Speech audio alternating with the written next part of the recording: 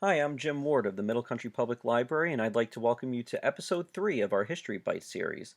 Today, we'll be discussing the ill-fated voyage of Apollo 13. Apollo 13 was to be the third mission to land on the moon. This mission came less than a year after the first successful moon landing of Apollo 11, where Neil Armstrong became the first human being to step foot on the moon. On April 11, 1970, Apollo 13 launched from Cape Canaveral, Florida. On board were astronauts James Lovell, John Jack Swigert, and Fred Haise. Their mission was to reach the Fra Mauro highlands of the moon and explore the Imbrium Basin, conducting geological experiments along the way. Apollo 13's initial crew were Commander James Lovell, Lunar Module pilot Fred Haise, and Command Module pilot Ken Mattingly, seen in the center of this photograph. However, 48 hours before the launch, Ken Mattingly was exposed to German measles and replaced by John Jack Swigert. Apollo 13 was Swigert's first trip to space at age 38. He had been part of the support crew for Apollo 7 and was initially Apollo 13's backup command module pilot. At age 42, Jim Lovell was the world's most traveled astronaut when he joined the Apollo 13 mission, with 3 missions and 572 spaceflight hours under his belt.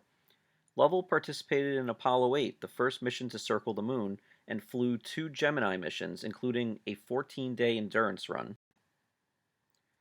Prior to the Apollo 13 mission, 36-year-old Fred Haise served as the backup lunar module pilot for the Apollo 8 and Apollo 11 missions. Haise was a fighter pilot in the U.S. Marine Corps before joining NASA as a test pilot. He was selected for the manned space program in 1966 at the same time as Swigert. Apollo 13 was Haise's only trip to space.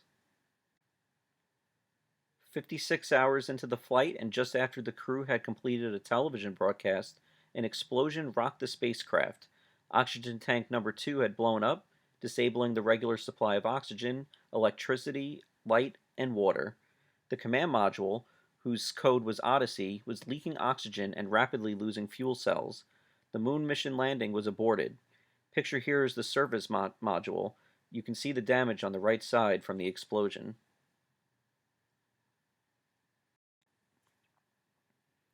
One hour after the explosion, Mission Control instructed the crew to move to the Lunar Module, which had sufficient oxygen and could be used as a lifeboat. The Lunar Module, codename Aquarius, was only designed to transport astronauts from the orbiting Command Module to the Moon's surface and back again. Its power supply was meant to support 2 people for 45 hours.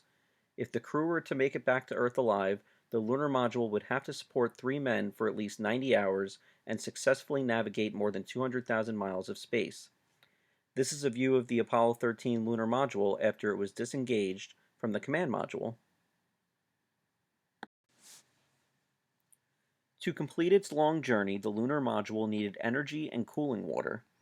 Both were to be conserved at the cost of the crew, who went on 1/5 water rations and would later endure cabin temperatures that hovered a few degrees above freezing.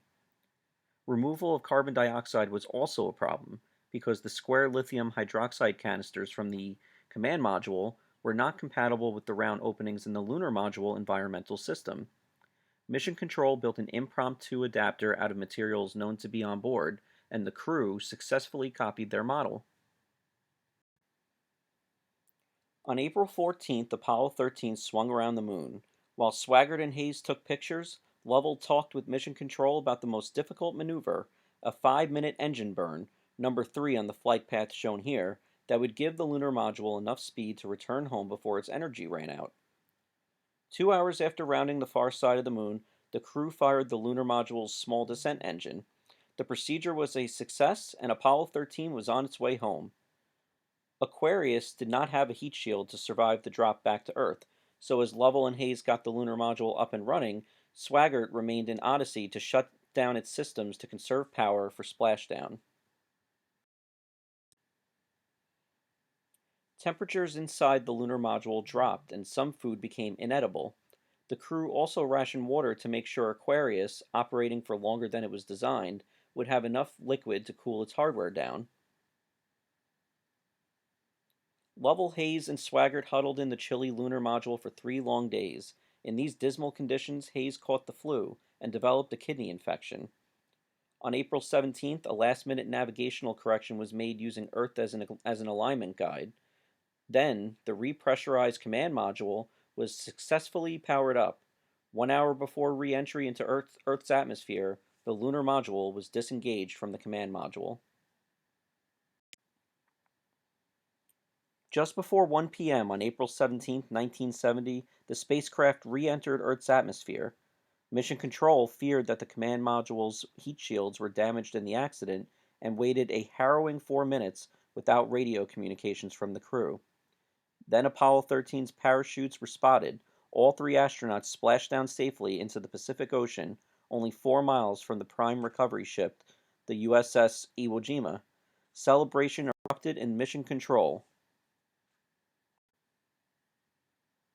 Apollo 13 was known as the successful failure because despite a catastrophic explosion, the crew returned home safely.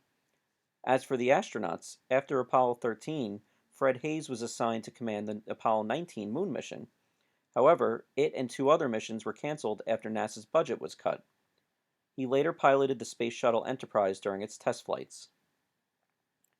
In 1982, Jack Swigert was elected to Congress in his home state of Colorado. However, during the campaign, he was diagnosed with bone cancer, and he died before he could be sworn into office. In 1994, Jim Lovell and journalist Jeffrey Kluger co-wrote a book about Lovell's spaceflight career that primarily focused on the events of the Apollo 13 mission. The book, Lost Moon: The Perilous Voyage of Apollo 13, spurred the 1995 movie Apollo 13, starring actor Tom Hanks. The movie won 2 Academy Awards and was filmed in cooperation with NASA. I hope you all enjoyed this video, and if you were watching on Facebook, click like, and if you're watching on YouTube, hit subscribe. Thanks so much, and I'll see you next time.